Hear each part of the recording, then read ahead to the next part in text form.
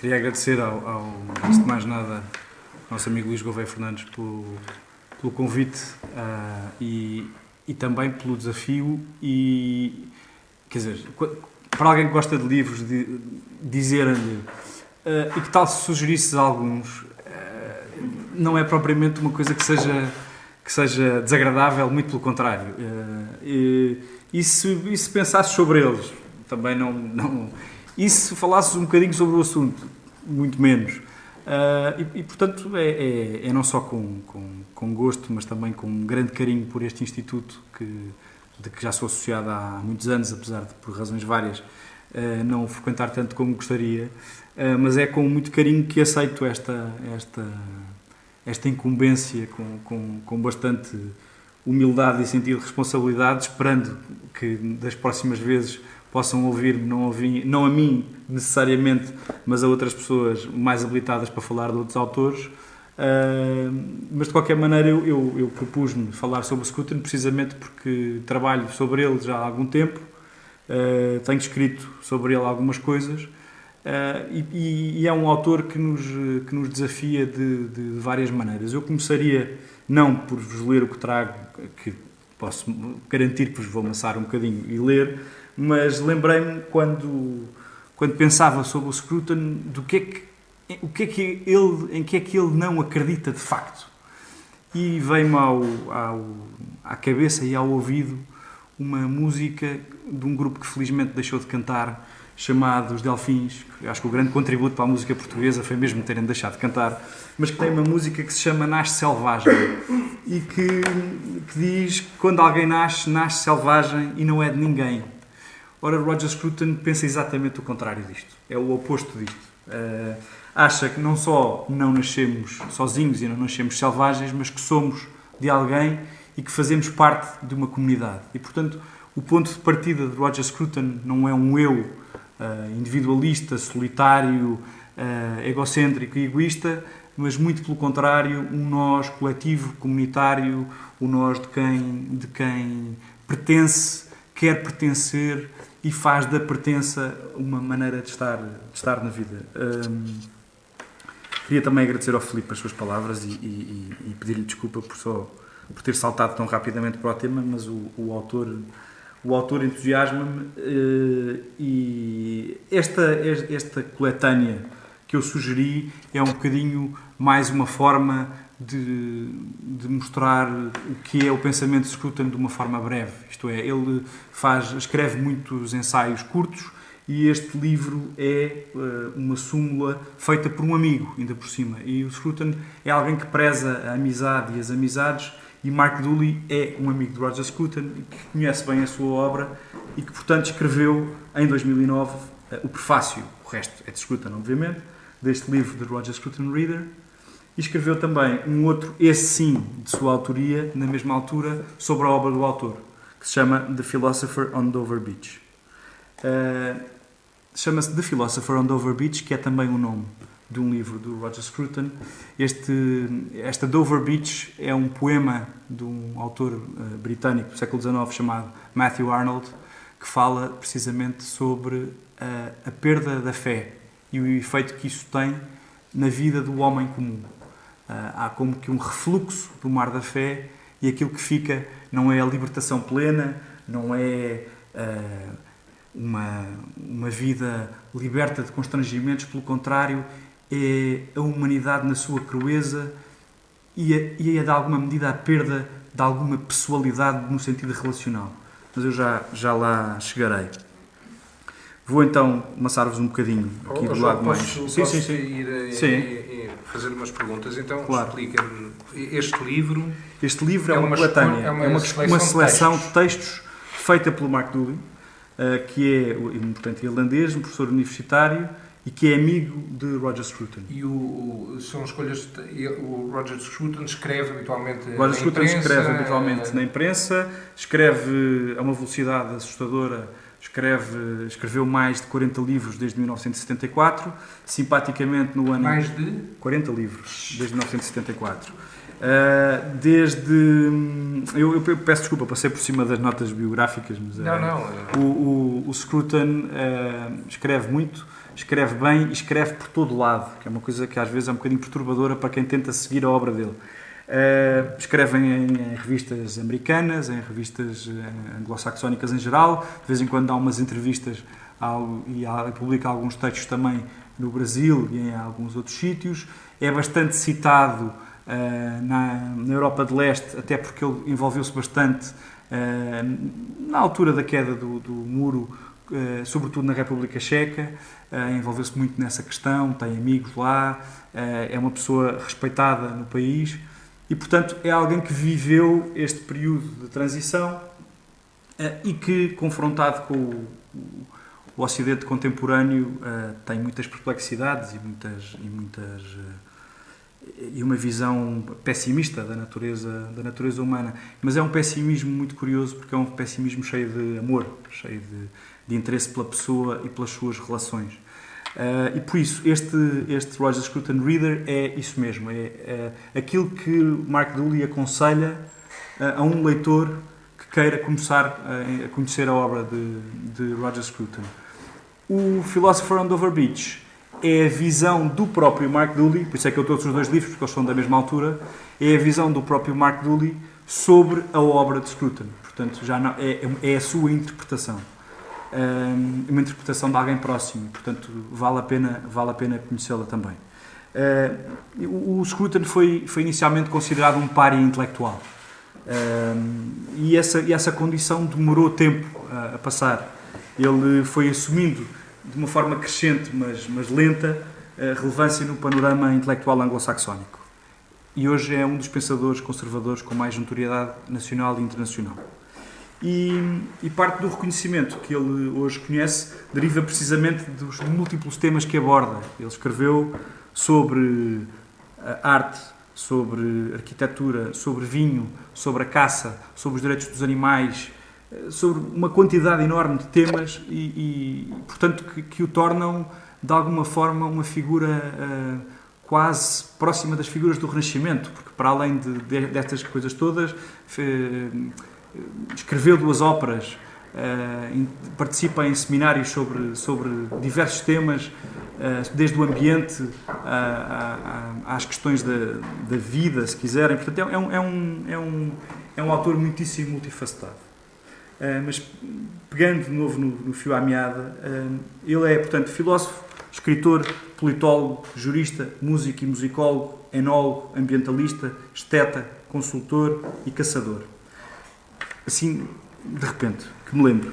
São, portanto, algumas das facetas mais evidentes daquele que considerou ser função do intelectual conservador contemporâneo assegurar ao povo que os seus preconceitos estão certos, o que já é uma provocação, e que a nossa necessidade filosófica mais premente é compreender a natureza e a relevância da força que antes mantinha o mundo unido e que agora está perdendo a sua firmeza, a força da religião. Ele rejeitou com muita veemência a irracionalidade militante das ideias gerais e abstratas que se filiam no pensamento de Rousseau. Portanto, é bastante aguerrido no combate a essas ideias gerais e abstratas, tão indefinidas como indefiníveis e, na sua opinião e também na minha, inalcançáveis coletivamente. E opõe-lhes o concreto, a autoridade, a obediência, a tradição, o preconceito e o costume como formas de melhor assegurar a sobrevivência e perpetuação do Estado e do tecido social, que, se não são a mesma coisa, também não existem separadamente. O caráter multiforme adotado pelo conservadorismo e a imersão deste nas sociedades respectivas, que é uma das suas características, seriam para Scruton os mais adequados à vida política que se deseja ao serviço de países, histórias e formas de vida particulares. Ele rejeita aquela ideia que muitas vezes é vista na ciência política e mesmo nas suas raízes mais clássicas, a procura da forma de governo ideal. Ele contrapõe a isso a resposta de Solon, quando lhe perguntaram precisamente qual é o melhor governo. E a resposta é para quem e em que altura, ou em que tempo. Portanto, subjacente à ação e ao pensamento de Scruton está aquilo a que ele chamou uma dogmática, um sistema de crenças consistente e a tentativa de refutar que não há pensamento conservador, que nenhum conjunto de crenças e princípios, nenhuma visão geral da sociedade motiva os conservadores a agir. Ele acha exatamente o contrário, que existe um pensamento conservador e que existe um núcleo de pensamento conservador que pode motivar os conservadores a agir e que não seja apenas uma coisa circunscrita e local. Esta dogmática conservadora distingue-se da filosofia em que assenta e das políticas concretas que dela decorrem. E surge diretamente da ideia de que cada um pertence a uma ordem contínua e pré-existente. Ao sentir-se comprometido na continuidade do seu mundo social, diz ele, uma pessoa situa-se na corrente de uma vida comum. Os homens não são, não podem e não devem ser iguais. Vivem na sua casa e da vizinhança de relações e ligações locais e não de aspirações universais, de deveres particulares que os ligam aos seus e não de deveres fundamentais ou de direitos fundamentais ou solidariedades globais. Uma das coisas em que ele mais questiona é, de facto, o limite e o âmbito daquilo que são direitos fundamentais e questiona-se e é muitas vezes interpelado pela quantidade de direitos que tem assumido essa condição nos últimos anos, quer dizer, esquecendo que fundamental é fundamental. E, portanto, tem havido um alargamento deste conceito que o desvirtua.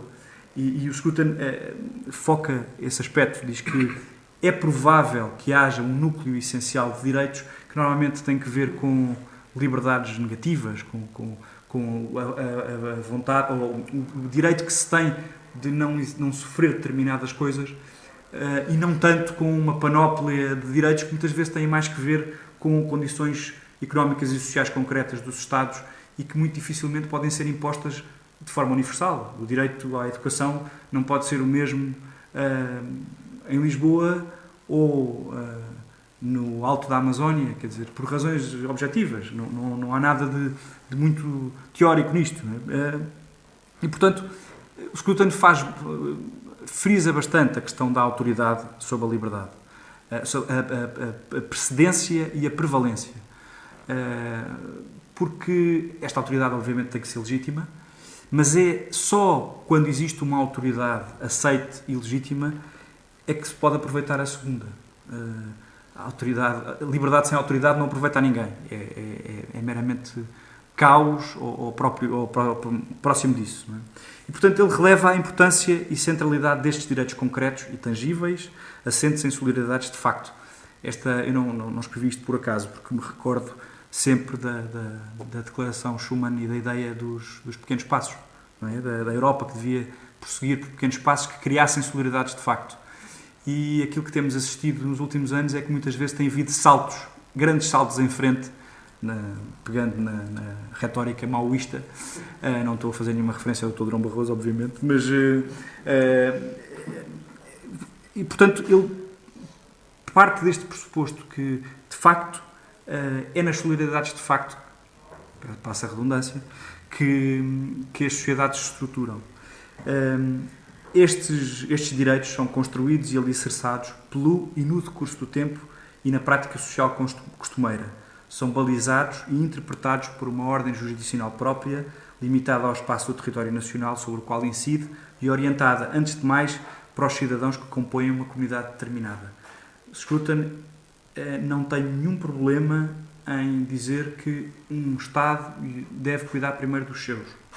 Aliás, ele frisa bem a questão de nós e dos nossos. Não o faz de uma perspectiva xenófoba, nem nacionalista, no que esta palavra tem de pejorativo. Ele assume um patriotismo são, mas diz que um Estado deve prover primeiro àqueles que são os seus. E sem essa preocupação, dificilmente depois poderá ser capaz de prover ao resto, se o resto lhe aparecer. E, portanto, o exemplo de uma outra revolução, a polaca, que curiosamente, na sua opinião, é a primeira revolução genuinamente conduzida pela classe operária. É uma provocação aos nossos amigos do PCP. Dotou Roger Scruton de um catálogo daquilo que, no contexto histórico da desagradação do sovietismo, os conservadores deveriam combater. O socialismo, a economia planificada, o ateísmo, o igualitarismo, a propaganda e a dominação do Estado por um partido e aquilo que deveriam abraçar. A propriedade privada, o patriotismo, a aplicação e a restauração, sempre que necessário, do costume e da tradição, e já voltaremos aqui a esta questão da restauração, porque ele não é meramente um conservador daquilo que está, isto é, ele não olha para uma ruína e diz vamos mantê-la assim, não. Se ele acha que o tecido social está em ruínas, reage e, portanto, é um conservador reativo, não é um conservador meramente se quiserem, não quer criogenizar, não quer congelar o que há e mantê-lo assim. Não, pelo contrário.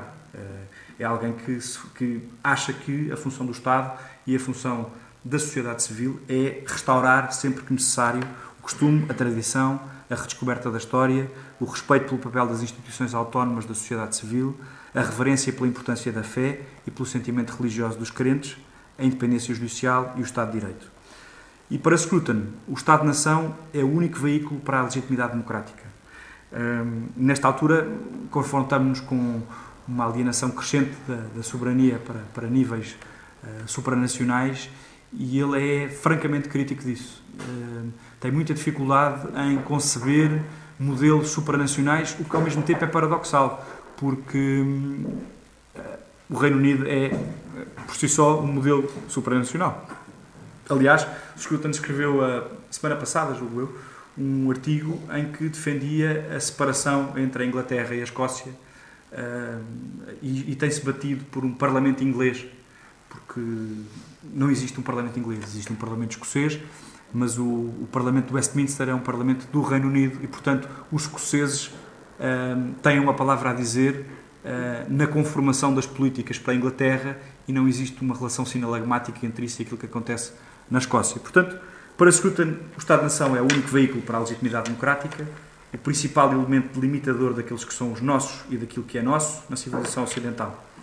O valor do Estado Nacional, a sua durabilidade, enraizamento e particular capacidade de concitar lealdade espontânea das populações, preservar e transmitir o conhecimento social e a necessidade de assegurar a sua preservação são abundantemente realçados pelo autor ao longo de toda a sua obra. Ele bate-se contra a ideia de governo global, ou mesmo à escala europeia. Acha que a única forma de os povos serem donos do seu destino é restaurar a soberania nacional. Mesmo que, obviamente, haja relações pactícias, relações de proximidade, e não seja possível entender um Estado fechado sobre si próprio como antigamente, mas de qualquer maneira frisa bastante a sua descrença neste tipo de ideias e, portanto, tem uma visão crítica do projeto de integração europeia. Ele diz mesmo: sou aquilo que tenho sido desde o maio de 68, um intelectual europeu que não apenas ama a alta cultura da Europa, mas que acredita que esta é uma fonte de consolação e o repositório daquilo que nós, europeus, deveríamos saber. Trata-se, para ser franco, da nossa melhor esperança para o passado. E, portanto, esta melhor esperança para o passado implica um esforço intelectual unificador. Juntar novamente filosofia e cultura, abdicar da ideia de compartimentos estanques, de achar que um filósofo não pode saber de arte ou não pode procurar saber de literatura, ou tem que se ater só às questões puras e não tanto a uma visão, se quiserem, humanizada dessa relação que o homem tem com o outro homem, que o homem tem com a sociedade e que o homem tem com as coisas que cria. E, portanto, a sua obra, segundo o próprio, é uma meditação sobre a condição humana que faz fronteira com a literatura, arte, música e outras.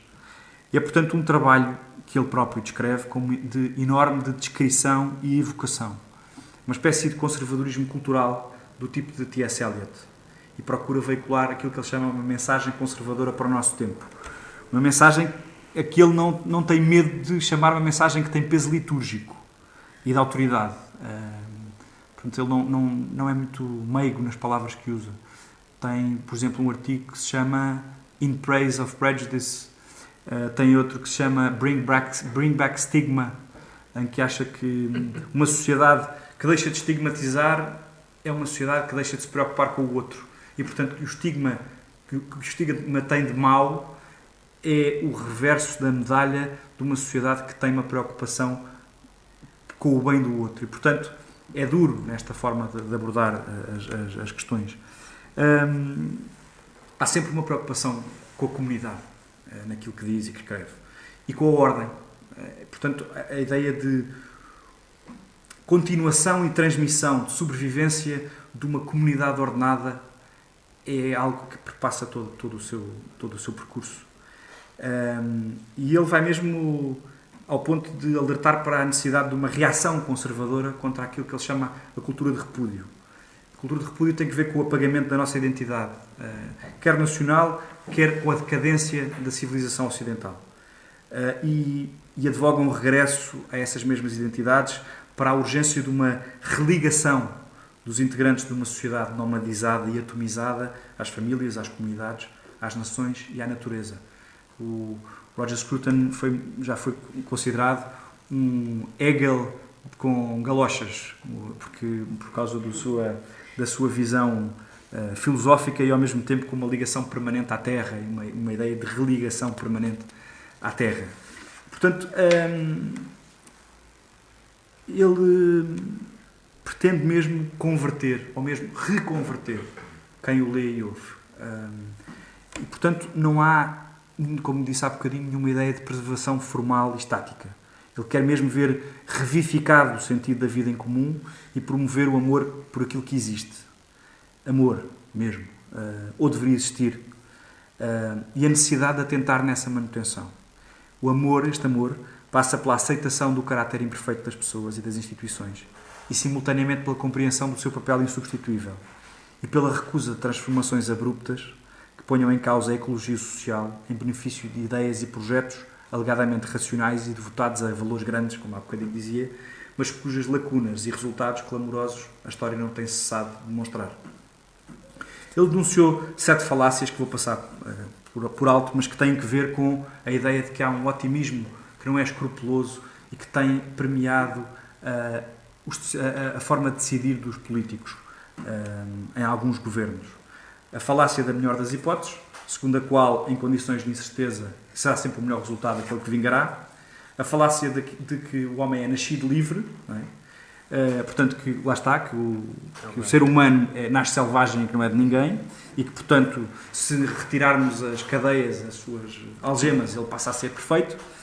A falácia de que a sociedade caminha para uma utopia e que a vantagem desta falácia, para quem a defende, como defenderam os comunistas e os nacional-socialistas, é que a utopia nunca chega porque não está em lugar nenhum e, portanto, é sempre preciso mais e é uma máquina destruidora, sobretudo da sociedade e, sobretudo, do tecido social, porque vai reclamando para si, a ideia vai reclamando para si a pessoa e a autonomia da sociedade e da comunidade. Portanto, há também a falácia da soma zero, que diz que quando uns ganham e outros perdem, portanto, é a ideia de que há um conflito social permanente. Quando não é nada disso. A sociedade é muito mais nuancée, se quiserem, é muito mais difícil de caracterizar do que apenas desta forma simples. E a falácia de que tudo na nossa sociedade, para funcionar, precisa de um plano que tendencialmente tem que ser emanado de uma autoridade central. Há também a falácia de que há um espírito em movimento. A ideia do Zeitgeist, não é? A ideia de que se eu estiver contra esta ideia, como esta ideia é tão esmagadoramente maioritária, eu devo estar contra o espírito do tempo, portanto é melhor eu converter-me rapidamente e achar que de repente este ideário é que é o certo e passar até a usar esta nomenclatura e estes conceitos e a abdicar das minhas ideias porque elas são datadas, são demodés, têm pouco futuro. Não é? E a falácia da agregação, que é a ideia de que as coisas boas são cumuláveis. Não é?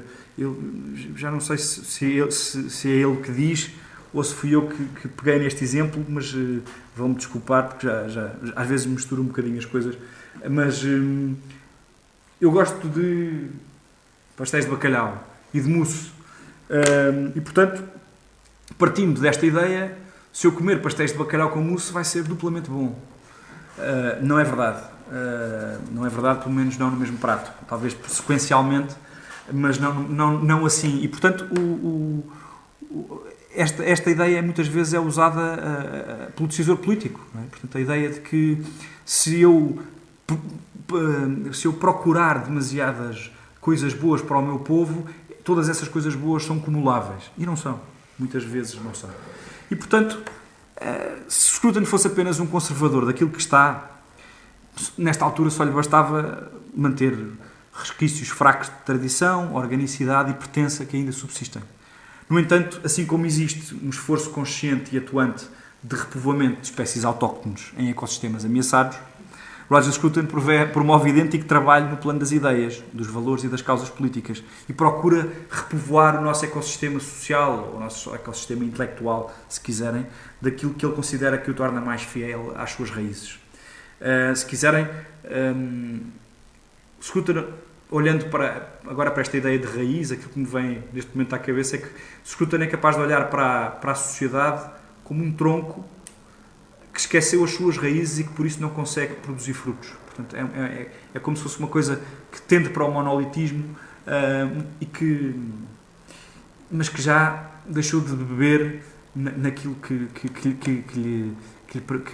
é enchia de vitalidade. Quer dizer, a seiva da tradição, a seiva do diálogo permanente entre gerações secou, ou pelo menos tende a secar. E Scruton desafia as pessoas a voltarem aí, a voltarem a essas fontes, a esse diálogo intelectual que vem, se quiserem, desde a Ilíada, desde a Odisseia, passando pela Bíblia, daquilo que torna a nossa sociedade, que hoje procura ser multicultural, uma sociedade multicultural que já é, que tem dentro de si a multiculturalidade própria de uma sociedade milenar que é construída se quiserem, sequencialmente, com determinados níveis, determinados estratos de conhecimento. Não é?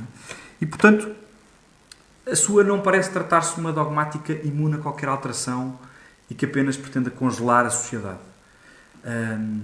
Trata-se de uma tentativa de humanização dessa sociedade, da devolução ao ser humano do seu caráter pessoal, que extravasa largamente a estreiteza estatística da individualidade.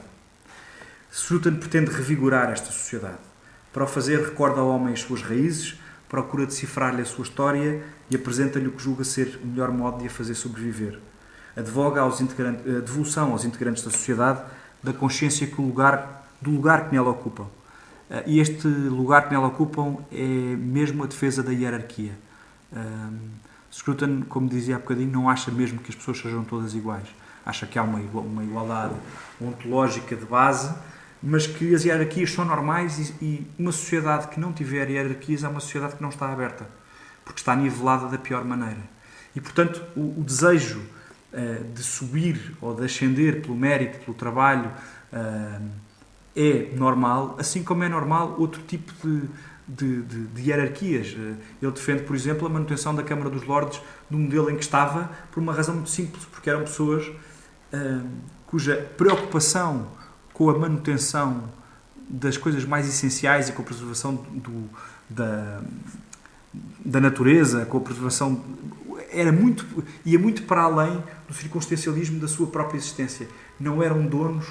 A maior parte das vezes as pessoas que estavam nessas funções não se assumiam como donos, mas como garantes, como zeladores de um património de gerações. E, portanto, achava que era importante que na química da política britânica esse elemento transgeracional e projetado para o futuro, porque ancorado no passado, se mantivesse.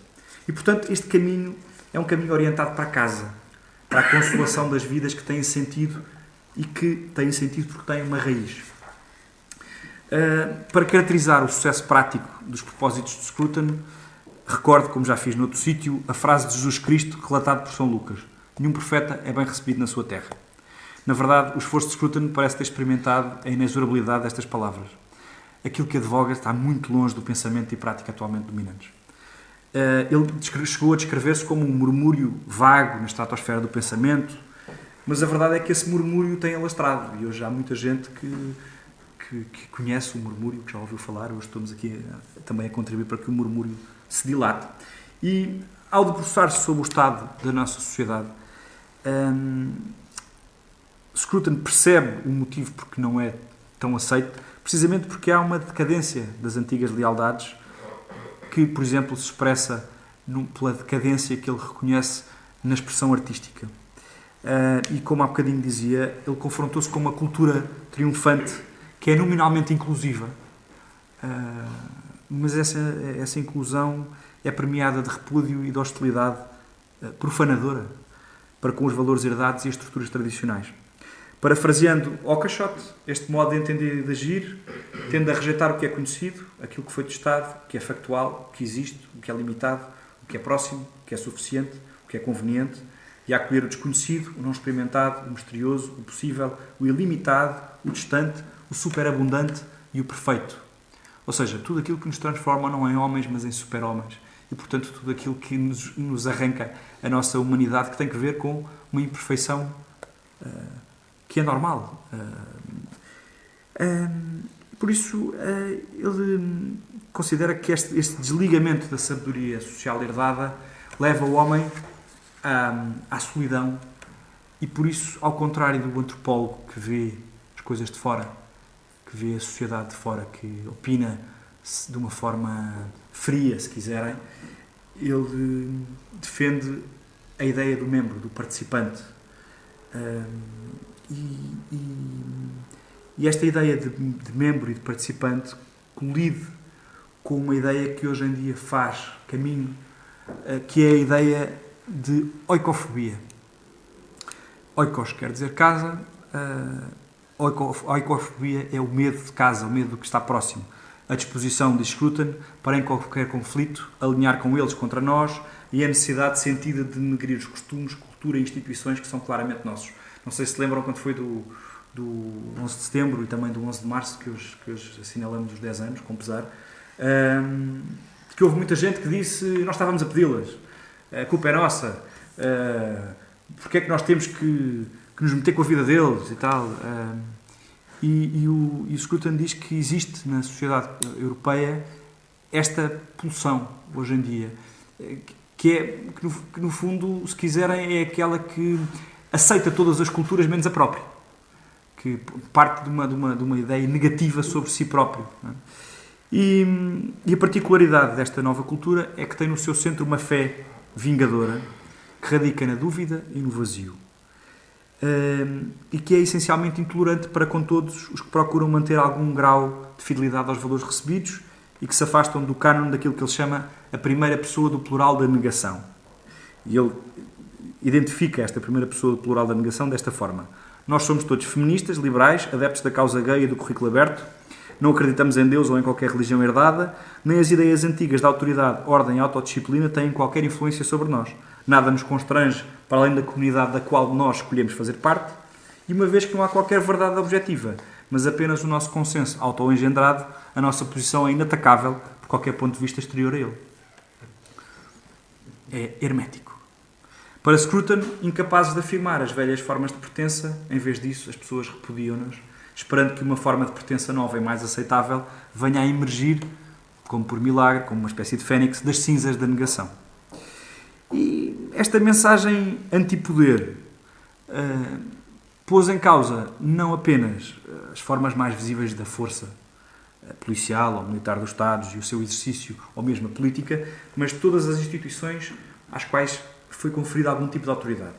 Portanto, de repente, qualquer instituição, em vez de ter o benefício da dúvida que lhe dá os anos, que lhe dá a prática, que lhe dá a relação com as pessoas, de repente, como que dois grandes blocos de basalto lhe caem em cima e são o porquê e o para quê.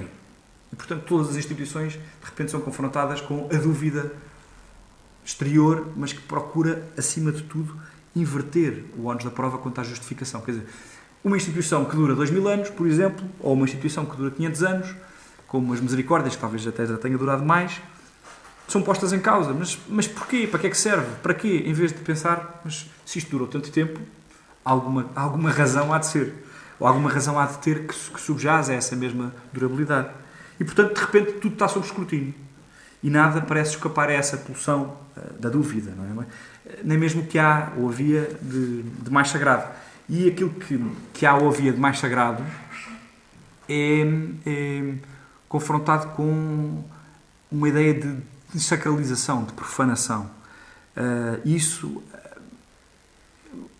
muitas vezes colide com a arte.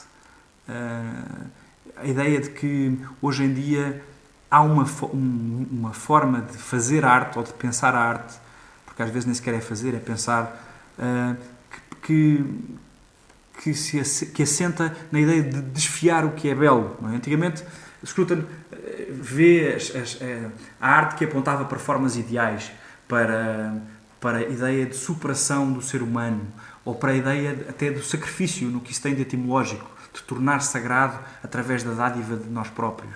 E isso era plasmado na arte. E de repente há como que uma grande piada que vem desde o Marcel Duchamp e a arte deixa de ser isso para ser o seu oposto. Portanto, a ideia de rebaixamento da autoavaliação da condição humana tem um reflexo direto nessa forma como a arte é apresentada. Portanto, o produto da criatividade humana, que anteriormente foi colocado ao serviço de ideias e ideais que visavam apresentar uma visão sublimada da vida humana e da natureza que a rodeava, procurando elevar o espírito, passaram a ser usadas para mostrar a vida tal como ela é. Só que, na verdade, não se procura mostrar a vida tal como ela é. É uma opção pela brutalidade do real, mas que é mais um modo de negar estas antigas invocações de casa, paz, amor e contentamento. A ideia de que dizer isto é tudo mentira. A crueza da nossa vida é mesmo isto. É mesmo uma ideia de destruição, de ofensa, muitas vezes gratuita. E, portanto, o valor da arte mede-se mais não pela habilidade ou pela ideia que norteia o autor, mas muito mais pela capacidade de chocar e de arrancar as pessoas para a crueza e arrancá-las do conforto das ideias de verdade, bondade e beleza. E, portanto, há como que uma ofensiva transcendente, ou aivada dessa transcendência negativa, negadora, se quiserem, e que é denunciada por Scruton. Scruton, por exemplo, fala da família e diz que ela de repente passou a ser um foco de resistência, porque de repente é um meio de dominação patriarcal que é dispensável, que é muitas vezes inconveniente e que transmite valores dogmáticos e uma educação retrógrada aos filhos, que, como já ouvi uma vez num debate de televisão, os filhos acima de tudo são do Estado e, portanto, devem estar preparados para acolher as ideias de tolerância, inclusão e multiculturalismo reinantes e, portanto, os pais devem ser subsidiários. Aliás, num relatório que recentemente foi rejeitado no Parlamento Europeu da doutora Edith Estrela, dizia-se qualquer coisa deste género, que os pais eram participantes na educação dos filhos, mas eram um entre vários. Portanto, por aqui se vê como Scruton tem atenção a estes fenómenos. E, portanto, a família tornou-se uma instituição subversiva, quase uma conspiração subterrânea que está em guerra com a cultura patrocinada pelo Estado. Esta impaciência doutrinal que Scruton conheceu primeiro no maio de 68, enquadrada pelos propósitos ideológicos daquilo que ele chama a nova esquerda, procuram aliviar-nos das ideias desacreditadas de verdade, objetividade e mesmo de significado. Portanto, há como que uma versão peculiar da lei de Grisham, que é as teorias más expulsam as boas e o disparate expulsa o bom senso. E, portanto, o currículo tradicional universitário passou a ser visto como produto de homens brancos europeus mortos e que perderam a autoridade. E por isso há necessidade de abrir a novas teorias e a todas as culturas e acontece aquilo que Scruton chama uma dieta de dúvidas, sem qualquer ideia unificadora, nenhuma visão do que seja o ser humano, sem nenhuma raiz, nenhuma ligação, nenhum debate, nenhum diálogo geracional. E, portanto, há novas teorias que prevalecem no meio universitário e que são normalmente mais teleológicas do que científicas. Scruton fala, por exemplo, num dos seus textos sobre os estudos de educação. E diz que estudos de educação é um bocadinho como os estudos sobre o futebol, porque há a psicologia do futebol, a parte mais física do futebol, os campos de futebol, e, portanto, não existe um núcleo científico nisto, mas existe uma ideia que se pretende defender. E, portanto, há uma teleologia que faz com que estas novas disciplinas sejam mais consequência do que causa. Isto é, são feitas para defender visões do mundo que procuram contender com a nossa tradição, se quiserem. E, portanto, este perspectivalismo é particularmente apelativo para universitários porque conduz a uma posição de total relativismo. E eu encontrei aqui a citação que procurava há bocadinho. São mundo e evidências rivais, que são sabores rivais na mesma dieta de dúvidas. Como consequência, o que há hoje em dia é um nada inclusivo no centro da ação educativa. Mas, como o Scruton refere, não se inclui ninguém oferecendo-lhe nada. Scruton procura responder à dúvida que desagrega, à negação que esvazia e ao individualismo que separa e massifica, contrapondo-lhe, tal como Burke, uma noção de ordem consensual, na qual avultam o papel das instituições, os valores e as crenças que perduraram no tempo e contribuíram para estruturar e enraizar as comunidades humanas. E neste enraizamento e estruturação entram não apenas aqueles que estão, mas os que já não estão e aqueles que ainda não vieram. Portanto, a ideia de que não existe contrato social entre viventes, existe um consenso entre mortos, vivos e vindouros. Porque sem essa experiência transgeracional da associação, os falecidos desaparecem no tempo, os viventes usam sem limite os recursos e os não nascidos são despojados da sua herança. E, portanto, a perda desta experiência de continuidade não tem nenhum caráter libertador. Precipita o homem para uma existência crua num mundo despersonalizado. Um mundo em que tudo é permitido e em que nada tem valor absoluto. Nesse caso, a perda da religião é mesmo uma perda epistemológica, uma perda de conhecimento. Não é uma libertação, mas antes uma queda. E Scruton, durante muito tempo, achou que haveria um conservadorismo sem Deus e que essa ideia de Deus não era necessária. Bastava que se mantivesse uma noção de piedade, uma noção de que há obrigações que não têm sina lágrima, a ideia de que há valores que têm que ser defendidos mesmo que nós não conheçamos o seu núcleo, ou pelo menos que não conheçamos ou que não nos aproximemos mais da sua essência. E, portanto, duvidar da existência de Deus para Scruton envolveu uma perda de uma experiência primária de casa. Daí eu ter trazido também este livro, The Philosopher on Dover Beach, precisamente porque este poema, como dizia há pouco, de Matthew Arnold, fala disso mesmo.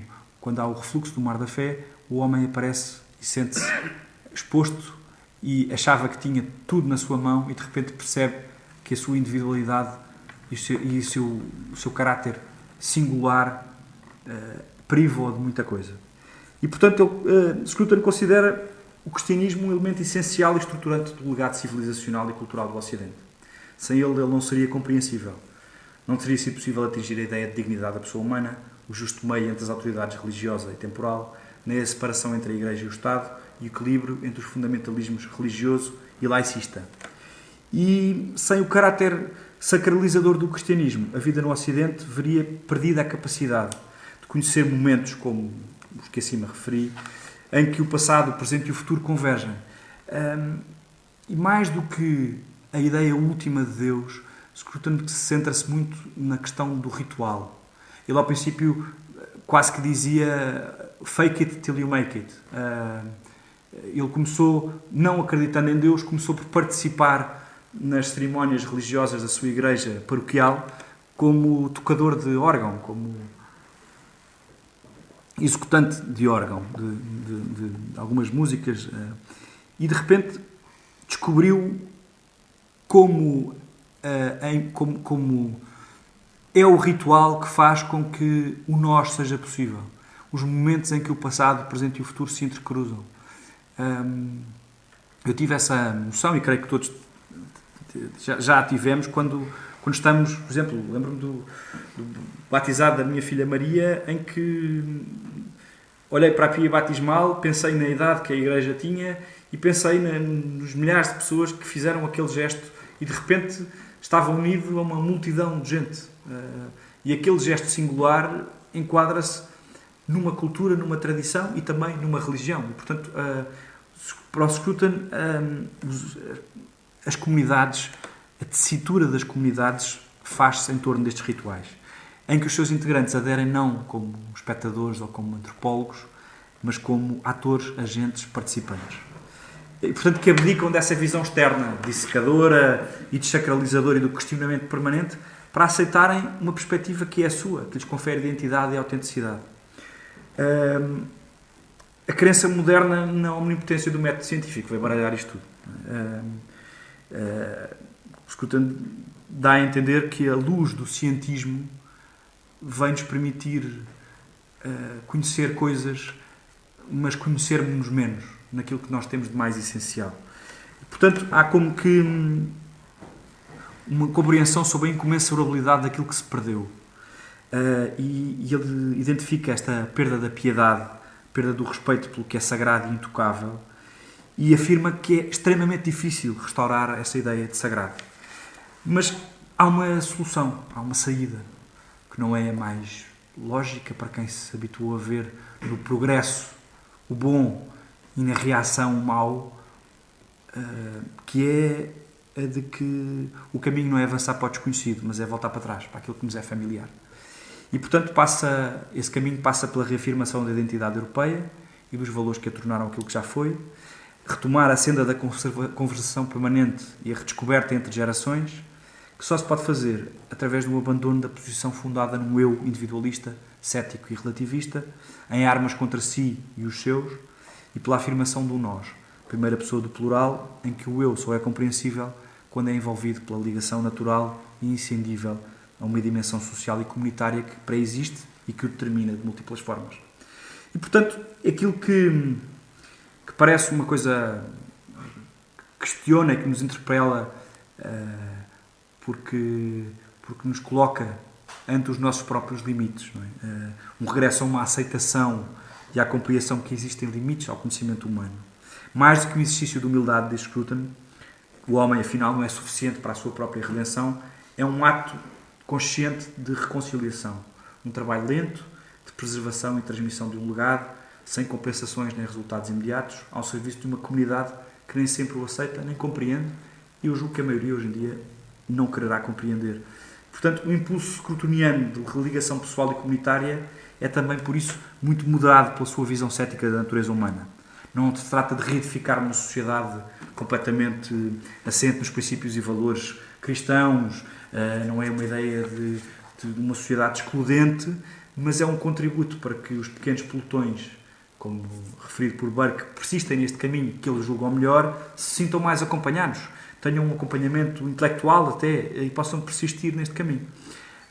Portanto, Scruton não fala para grandes entidades, não procura convencer nenhum Estado a adotar uma visão destas, porque ele acha que esta visão deve ser adotada pelas famílias, pelas comunidades, pelas associações, pelos clubes, pelas instituições, pelas empresas, pelas universidades e pelas formações políticas que tenham na sua matriz esta dimensão. E, portanto, há uma espécie de moderação final em relação a este ideal de perfeição que é inato à sua própria natureza mais cética. O Mark Dooley sintetizou aquilo que Scruton escreveu como The Love of Home, o amor da casa, uma experiência de familiaridade. E também lhe chamou The Love of Home, Soil and Settlement, portanto, o amor da casa, da terra e do estabelecimento, do enraizamento. Eu acho que é isso, mas é um bocadinho mais para além disso. É um amor pelas pessoas e pelo amor daquilo que nos torna pessoas. Portanto, ele diz, aquilo que tento deixar claro nos meus escritos é que enquanto a visão da política da esquerda liberal é fundada no antagonismo em relação às coisas existentes e no ressentimento face ao poder nas mãos dos outros, o conservadorismo é fundado no amor pelas coisas existentes, imperfeições incluídas. E, portanto, Scruton conclui o seu percurso adensa o seu percurso este ano, para mal dos meus pecados, publicando mais 3 livros.